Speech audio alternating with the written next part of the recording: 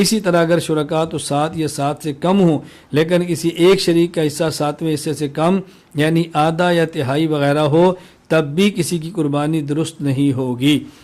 بڑے جانور میں قربانی کے حصوں کے ساتھ عقیقہ کا حصہ رکھنا بھی درست ہے۔ بڑے جانور میں بعض افراد نے واجب قربانی کی نیت سے حصہ رکھا اور بعض نے نفلی قربانی کی نیت سے، تب بھی سب کی قربانی درست ہو جائے گی۔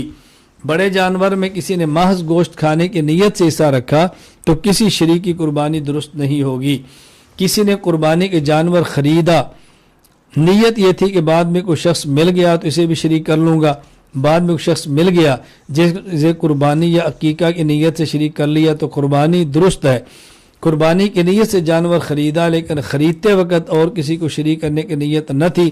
بلکہ نیت یہی تھی کہ پورا جانور اپنی طرف ذبح کروں گا، تو اب اگر شریک کرنے والا شخص غریب ہے تو کسی اور کو شریک نہیں کر سکتا، اور اگر یہ شخص مالدار ہے تو شریک کر سکتا ہے، البتہ بہتر نہیں۔